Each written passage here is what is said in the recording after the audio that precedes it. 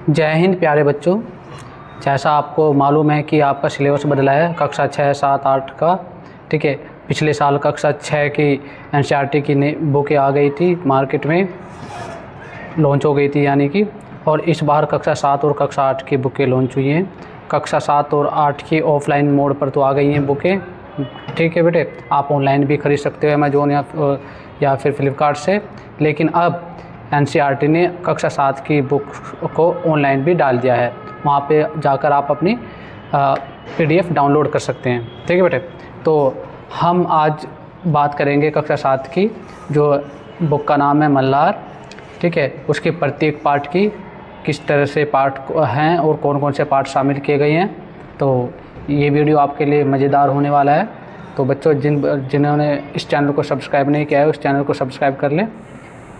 ठीक है, क्या आप तैयार हैं हिंदी की एक मज़ेदार और ज्ञान से भरपूर यात्रा पर निकलने के लिए? आज हम जानेंगे कक्षा 7 की हिंदी की किताब मल्हार के बारे में। और यकीन मानिए, ये सिर्फ एक किताब नहीं, भावनाओं, संस्कारों और कल्पनाओं की एक अद्भुत दुनिया है, जिसमें पहला पार्ट है माँ कहे एक कहानी। यह एक कविता है जिसे लिखा है मैथिली शरण गुप्त जी ने। पहला पार्ट है ये आपका, पार्ट का नाम है माँ कहे एक कहानी। इस कविता में एक बच्चा अपनी माँ से कहानी सुनाने की जिद करता है। लेखक मैथिली शरण गुप्त जी की यह रचना माँ बेटे की भावनात्मक रिश्ते को बहुत सुंदर से प्रस्तुत करती है। दूसरे पार्ट का नाम है तीन बुद्धिमान। यह एक लोक कथा है। ठीक है बेटे, तीन बुद्धिमान एक ऐसी मज़ेदार कहानी है जो हमें बताती है कि केवल किताबों की पढ़ाई ही काफ़ी नहीं होती, बल्कि व्यवहारिक ज्ञान भी बहुत ज़रूरी होता है। बेटा, तीसरा पार्ट का नाम है फूल और कांटा। यह एक कविता है जिसको लिखा है अयोध्या सिंह उपाध्याय हरिओद ने। ये हिंदी के बहुत प्रसिद्ध लेखक रहे हैं। इस कविता में फूल और कांटे की तुलना से जीवन का बड़ा संदेश मिलता है। हरिओद जी ने बड़े सरल भाषा में और एक गहरी बात कही है। हमारे जीवन में फूल जो हम हैं, हमें जीवन में फूल जैसा बनना चाहिए, न कि कांटे जैसा बनना चाहिए, जिससे हम अब दूसरों की ज़िंदगी में खुशबू बखेर सकें। ठीक है बेटे, तो पार्ट 4 का नाम है पानी रे पानी। यह एक निबंध है जिसके लेखक हैं अनुपम मिश्र। हम सबके जीवन का आधार पानी है, ये हम सब जानते हैं। तो अनुपम मिश्रा जी ने यह निबंध पानी के महत्व को दिल से महसूस कराता है और हमें पानी बचाने की प्रेरणा देता है कि पानी हमारे जीवन में कितना महत्वपूर्ण है। पानी के बिना हम जीवन की कल्पना भी नहीं कर सकते। ठीक है बेटे, विशेष अध्ययन के लिए कुछ पाठ्यपुस्तक पढ़ने के लिए दिए गए हैं, जैसे तांगना सुधा चंद्रा और विजय विश्व तिरंगा प्यारा।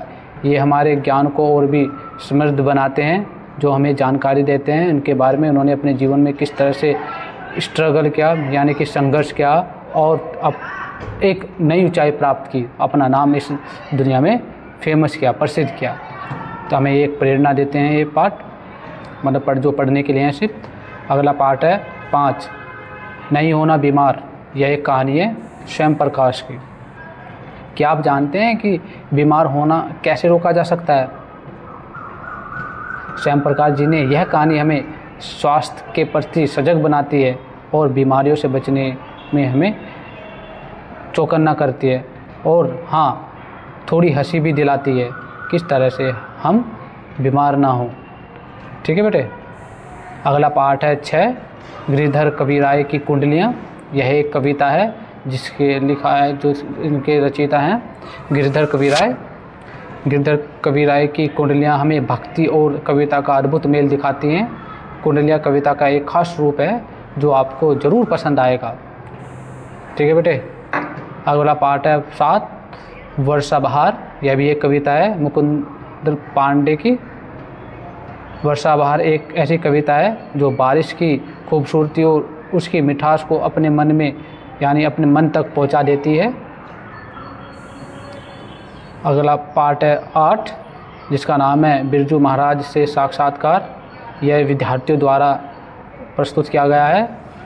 इस पार्ट में आपको मिलेगा अवसर की जो बिरजू महाराज जी हैं वो किस तरह से प्रसिद्ध हैं, किस तरह से उन्होंने अपना नाम कमाया।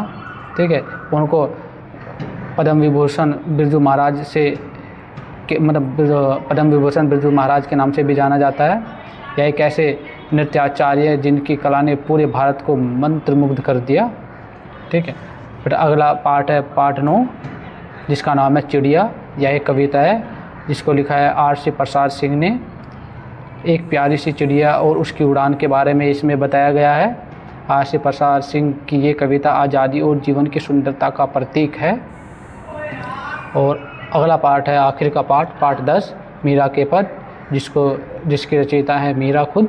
और यह हमारा आखिरी पार्ट है और सबसे आत्मिक है कि मीरा के पद किस तरह से उन्होंने अपनी भक्ति को प्रदर्शित किया है। मीरा की भक्ति, उनके किसी कृष्ण के प्रति प्रेम, हम इन पदों में इनको पढ़ेंगे और उनके बारे में जानेंगे। ठीक है, और अन्य भाग है बेटा इसमें, जैसे शब्दकोश मतलब शब्दकोश, पहेलियाँ, ब्रेल भारती, इस तरह से। तो जो शब्दकोश जो हैं वो आपकी समझ को बढ़ाएंगे, शब्द ज्ञान में वृद्धि करेंगे।